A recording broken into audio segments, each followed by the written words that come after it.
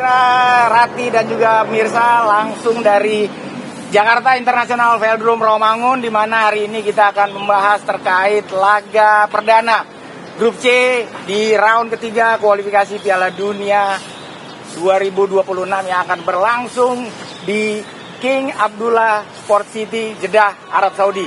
Dan yang menjadi pertanyaan adalah, mampukah timnas Indonesia bisa memberikan kejutan dan bisa mencuri poin di laga nanti malam? Tentunya untuk membahas ini secara detail, lengkap, dan mendalam, saya tidak sendiri karena saya sudah ditemani oleh dua narasumber yang sangat luar biasa. Yang pertama adalah salah satu pengamat dari sepak bola, yakni Bang Hardy Menkoto. Selamat pagi, Bang. Pagi, Pak Krep, apa kabar? Baik, Bang. Dan yang kedua tentunya ada salah satu mantan bomber tim nasional, yakni Ilham Jaya Kusuma. Selamat pagi, Bang. Selamat pagi, Bang Krep. Bang Rimen, langsung saya nih, Bang. Ya. Malam nanti, timnas Indonesia akan menghadapi Elang Hijau Arab Saudi. Dari kacamata Anda, Bang, menghadapi salah satu raksasa Asia di round ketiga kualifikasi Piala Dunia 2026. Ya, saya pikir kita dan banyak partisan sepak bola di tanah air menantikan bagaimana Indonesia membuka laga perdana di grup C dari rangkaian total 10 partai dalam interval 10 bulan. Apakah Indonesia bisa memberi suatu hasil menggembirakan buat kita semuanya? Dan tentu kita tahu bagaimana Saudi secara peringkat, secara kapasitas kualitas sejauh ini di atas Indonesia. Statistik juga menjelaskan kita 12 kali kalah. Dan pertemuan terakhir itu 10 tahun yang lalu, 2004. Dan itu tidak begitu menarik untuk dibahas. Yang menarik adalah bagaimana Indonesia dengan kekuatan yang baru bisa melayani Saudi dengan enjoy malam hari ini. Dan tentu kita semuanya berharap Indonesia bisa mencuri tidak hanya angka, tapi juga bisa mencuri gol. Ya, karena ini menarik untuk hitungan gol di setelah partai ke-10 nanti. Ya. Dan saya berharap memang Indonesia dengan nama-nama yang banyak beredar yang menjadi tumpuan harapan masyarakat sepak Indonesia itu bisa. Jadi bertandang ke Arab Saudi juga bukan mission impossible ya, Bang? Bukan mission itu. Karena apa? Indonesia punya potensi untuk mengubah mission impossible menjadi mission possible. Dan itu ada angka dan boleh jadi ada kemenangan. Mudah. Siapapun bisa. Dan pemain kita sekarang sudah jauh banyak berubah, Bang. Jauh banyak berubah. Sekarang mungkin ke Bang Ilham nih. Bang Ilham mungkin sebagai mantan pemain, Bang Ilham mungkin sudah sering menghadapi tim-tim dari Timur Tengah ini. Bagaimana menurut Anda menghadapi Arab Saudi malam nanti? Ya, saya pikir untuk yang kesekian kalinya kita menghadapi pemain-pemain Arab Saudi ini, ya, yang pertama kita harus sabar. Ya. Karena mereka sering sekali melakukan tricky. Yes. Ya, provokasi. Dan satu lagi mereka punya kecepatan, ya, punya strong, ya, fisik yang bagus. Dalam hal nanti malam, ya, saya pikir untuk membuahkan walaupun hasil satu lebih bagus, ya kan. Paling nggak harus tadi saya bilang konsentrasi, error man kurangin, ya, ikutin arahan pelatih dan selalu jaga kedalaman komunikasi, itu yang penting.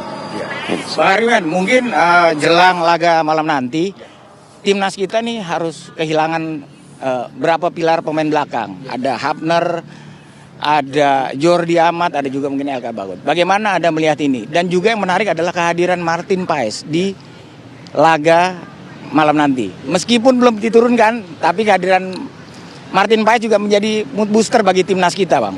Paes 26 tahun, 32 laga bersama AS Idala, dan dia adalah satu jaminan mutu untuk skuad kita. Dan dipastikan Paes boleh jadi akan turun pada malam ini sebagai starter. Dan kalau Paes berada di bawah Mister Krep, kita tahu trio defender kita itu sedikit lega. Walaupun Hafner tidak ada, Elkan Bagot tidak ada, Jordi Amat tidak ada. Tetapi ada Jaides, ada Rizky Ridho, dan boleh jadi satu nama yang ditempatkan di belakang itu adalah Sandy Walsh. Dan kalau mereka 3 defender ini bermain prima, bermain dengan fokus yang terjaga, boleh jadi gawang Indonesia sedikit aman. Dengan catatan kita memang skuad kita mesti gemuk di tengah. Siap. Ya. Kalau gemuk di tengah, kita bermain semi defensif untuk tidak mau disebut bermain dengan parkir bus. Dan ini adalah satu hal yang menarik. Bagaimana skuad Sintayong benar-benar bisa mengoptimalkan laga perdana di grup C di kandang lawan, di kandang Saudi, di Jeddah, itu bermain dengan hasil yang optimal nantinya. Ya, mungkin pembicaraan kita semakin menarik dan semakin seru, tapi kita akan lanjutkan setelah jeda yang berikut ini. Tetap di Apa Kabar Indonesia Pagi.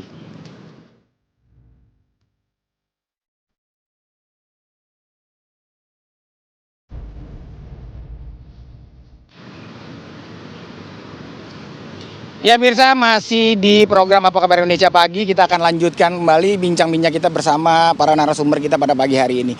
Bang Ilham, mungkin terkait laga pembuka, tentunya ini akan menjadi sulit bagi kedua tim. Di mana-mana laga pembuka itu akan selalu sulit kan. Mungkin sebagai pemain, mantan pemain gitu, apa mungkin kira-kira yang harus dilakukan para pemain dalam menatap laga krusial ini mungkin, Bang? Ya, yang pertama memang ini pertandingan pertama bagi Indonesia ataupun Arab Saudi. Yang pasti Arab Saudi menginginkan poin penuh. Dalam hal ini dia bermain tuan rumah untuk memastikan 3 poin buat Piala Dunia. Indonesia pun sama ya. Kalau bisa jangan sampai kalah. Satu poin pun bagus. Tapi dalam hal ini ya tadi saya bilang, Indonesia perlu konsentrasi penuh. Karena pasti Arab Saudi akan melakukan penyerangan secara mungkin bertubi-tubi, ya. Yang kita inginkan Indonesia, timnas kita konsentrasi, ikutin arahan pelatih, komunikasi, sabar, ya. Ketika bicara taktikal, ya tidak ada yang salah. Ketika taktikal itu orang bicara kita low block, ya low block ketika kita lakukan counter attack. Ya, tidak ada salah. Apa yang dilakukan Thailand waktu Piala Asia terbukti. Karena kalau kita bisa mencuri poin, itu akan menjadi modal berharga untuk menatap laga selanjutnya. Bang Hariman, mungkin Bang, menghadapi Arab Saudi yang bermain di King Abdullah Sport City, tentunya mereka akan bermain sangat-sangat agresif. Mungkin game plan apa yang harus disiapkan oleh Sintayong untuk meredam kecepatan para pemain-pemain Arab Saudi? Satu yang menarik, Krep, adalah bagaimana skuad Saudi di tangan Mancini dengan sederet asistennya yang juga punya nama besar. Saya sebut 2 nama saja, ada Attilio Lombardo dan juga ada Yaya Toure.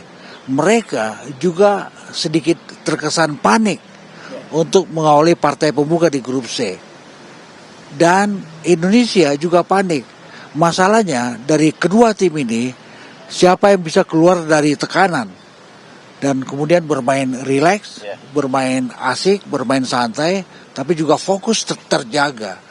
Dan saya berharap Sintayong dengan sederet asistennya juga itu bisa meyakinkan para pemain kita bahwa Saudi, yes, peringkat FIFA-nya jauh di atas Indonesia, bahkan 2 kali lipat, tetapi itu bukan jadi ukuran. Ukuran penting adalah bagaimana di lapangan. Harus maksimal setiap detik. Dan catat, Krep, partai perdana dan juga 9 partai berikut itu juga sama krusialnya. Harus maksimal. Kenapa? Karena dari grup ini 2 tim yang berada di peringkat teratas itu lolos ke Piala Dunia. Peringkat ketiga dan keempat bisa lolos ke ronde keempat. Kalau kita menghuni peringkat kelima dan keenam, nasib kita selesai untuk tiba di Piala Dunia. Dan ini yang harus dihindari oleh skuad Sintayong. Artinya apa? Sekali lagi, semua partai adalah final. Gitu.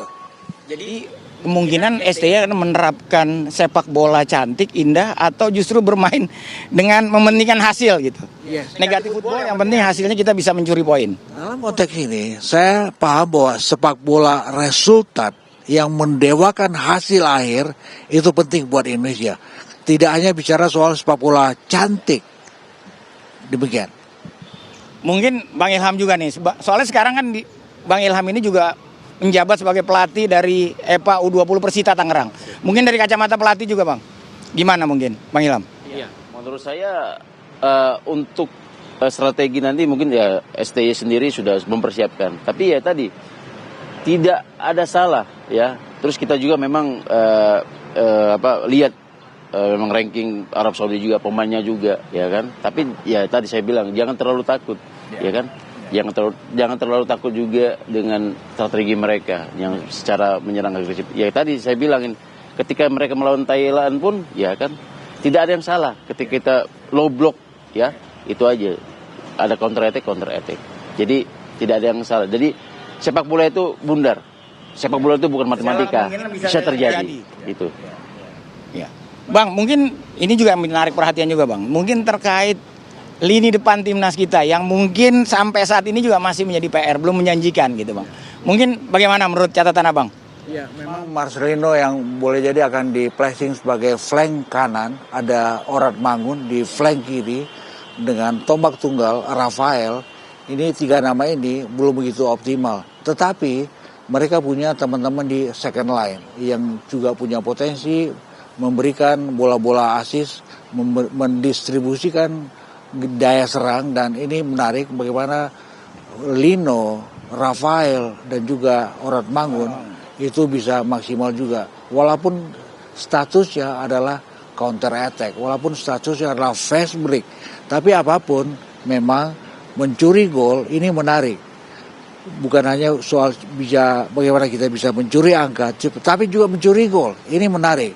Dan come on, sekali lagi, ini partai perdana mesti rileks.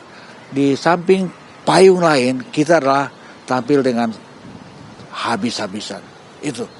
Bang Ilham mungkin sebagai mantan bomber tim nasional mungkin Bang, melihat barisan depan kita di round ketiga kualifikasi Piala Dunia 2026 ini mungkin seperti apa? Ya, secara pribadi memang saya lihat untuk ke bomber-bomber kita di tim nasional sudah cukup signifikan, menjanjikan. Apalagi ditambah lagi pemain-pemain muda striker kita ditambah Sananta dan sekarang dari ada Orad Mangun, ada Dimas juga. Ada Dimas, Karaka dari Sleman ya, yang pemain muda yaitu. Jadi saya rasa juga yang butuh jam bermain juga. Tapi inilah krusial, maksudnya ini timnas butuh juga poin juga. Tapi mungkin ya yang bilangin Bung tadi 3 pemain ini sudah terjadi komunikasi yang sangat lama. Jadi antara Rafael, Ogner dan Marcelino. Jadi mudah-mudahan nanti malam mereka mencair pergerakannya. Itu saja sih. Di grup C ada 2 partai lain, ada Australia melawan Bahrain, main sebentar sore, dan juga ada partai Cina melawan Jepang. Ini menarik dan semua orang menantikan, mata orang fokus. Tetapi fokus kita adalah melawan Saudi. Kita berharap, kita mendoakan Indonesia tampil optimal, tampil menjanjikan, dan tampil mengembirakan. Bang, Indonesia tiba di round ketiga kualifikasi Piala Dunia 2026 ini berada di pot ke-6. Dikepung oleh raksasa sepak bola Asia, ada Jepang, Arab Saudi, Australia, Bahrain dan juga Cina. Mungkin Bang, yang menjadi pertanyaan adalah banyak juga tuntutan yang meminta bahwasanya harus adanya tambahan amunisi bagi skuad Garuda. Dengan hadirnya Martin Paes juga itu sudah merupakan mood booster bagi timnas kita. Mungkin ada juga Bang, 2 penyerang, ada Ole Romani dan juga Mauro Bang. Mungkin seperti apa Bang? Apakah harus ada tambahan amunisi baru khususnya di lini depan untuk menambah daya gedor timnas kita atau seperti apa Bang? Saya pikir perlu, karena kita tahu 9 laga berikut dalam interval 10 bulan dengan nama-nama yang beredar saat ini, kita perlu ada penambahan nama. Untuk apa? Untuk biar STY bisa lebih leluasa dalam mendesain skuadnya untuk menyusun komposisi starting lineup. Dan oleh juga Mauro itu adalah pilihan yang menarik. Karena di sisi lain kita tahu Australia dan juga Jepang tiba di putaran ketiga itu dengan rekor yang fantastis. 6 kali laga tidak pernah kalah dan juga tidak pernah kebobolan. Dan poin kita sangat menarik di grup ini adalah bagaimana kita bisa mengalahkan Cina dan juga Bahrain untuk tiba minimal kita realistis. Minimal kita menghuni peringkat 3 atau keempat nantinya untuk bisa tiba di putaran keempat gitu. Mungkin Bang Ilham terkait adanya amunisi baru di skuad kita mungkin Bang untuk menambah kekuatan skuad Garuda sendiri mungkin. Ya, saya rasa itu untuk pelatih sendiri STY pasti tahu ya. Ya, kenapa mereka dapat tambahan 2 amunisi tadi? Karena tadi pertandingan ini yang berat sekali, bukan untuk Arab Saudi saja. 9 ke depan juga tuh sangat berat karena untuk memberikan yang terbaik ya tadi saya ditambahkan 2. Jadi nanti mungkin STY juga banyak pilihan juga. Ya, jadi banyak leluasa dan fleksibel pemain bagaimana pertukaran posisi antara Rafael dan yang 2 yang tadi. Itu sih. Mungkin Bang Hariman Bang, hitung-hitungannya ini gimana Bang? Ini ada 3 grup, satu grup berisikan 6 tim dan kita juga dihuni oleh raksasa-raksasa Asia. Mungkin hitung-hitungannya supaya Indonesia bisa lolos ke round berikutnya kan, karena 1-2 otomatis tampil di Piala Dunia dan 3-4 akan diadu lagi di round keempat. Nah mungkin gimana Bang? Kita harus jauh lebih realistis. Saya pikir Jepang dan Australia adalah kekuatan yang menakutkan di grup C. Boleh jadi 2 peringkat pertama itu akan dihuni oleh mereka, Jepang dan Australia. Itu artinya mereka tiba otomatis langsung ke Piala Dunia. Peringkat ketiga sangat mungkin itu akan diisi oleh Arab Saudi. So, kita akan berebut untuk menduduki peringkat keempat. Itu artinya kita bertarung dengan 2 tim lain, adalah Cina dan juga Bahrain. Dan kita memang mesti fokus, mesti habis-habisan melawan 2 tim ini. Kalau kita bisa mendapatkan angka, tidak hanya seri, bahkan juga menang, ini artinya kita boleh jadi tiba di putaran keempat. Amin, Kret. Amin ya rabbal alamin. Mungkin gimana Bang? Melihat peta kekuatan di grup C ini mungkin. Iya, tadi Bung Inan bilang Grup neraka ini bisa dikatakan. Kita realistis tadi. Betul yang bicarakan tadi, ya tadi. Iya, 3 terbaik kayak grup Australia dan Jepang itu mungkin ya yang dibicarakan tadi. Ya tadi kita bisa 4 nomor 4 cari ya. Tapi ya tadi saya bilangin sepak bola ini kan bukan matematika. Benar. Tapi kita tetap realistis. Yang pasti boleh jadi siapa tahu ada keajaiban. Dan itu ada untuk Indonesia. Impossible is nothing. Iya. Keren. Mungkin Bang Hariman, prediksi skor Bang, laga nanti malam jam 21.00 waktu setempat atau jam 1 dini hari waktu Indonesia bagian Barat. Saya tidak mau bicara soal prediksi skor, tapi yang saya mau adalah Indonesia mendapatkan angka dalam laga ini. Apakah seri atau juga menang. Dan semua orang Indonesia mendoakan agar skuad STY bisa menjanjikan hasil yang optimal, bisa melebarkan senyum di kalangan para partisan sepak bola Indonesia. Amin lagi, Rep. Amin. Bang Ilham, prediksi skor laga nanti malam. Ya, tadi kita realistis saja. Yang penting nanti malam Indonesia bermain konsentrasi, ya, jaga kedalaman komunikasi dan lebih sabar lagi. Fokus, relax, ya. Itu kunci utamanya. Jadi untuk ya tadi saya bicara realistis, ya. Untuk mencuri poin 3 pun berat. Tapi kalau bisa memang 1, kenapa enggak? Clear taktikal, clear negatif. Positif. Terima kasih Bang Hardiman, Bang Ilham. Tentunya kita berharap timnas kita bisa memberikan kejutan nanti malam dan bahkan juga bisa mencuri poin untuk membuka asa mereka lolos ke Piala Dunia 2026. Kita kembali ke studio bersama Sira Safira dan juga Kamarati Kusuma.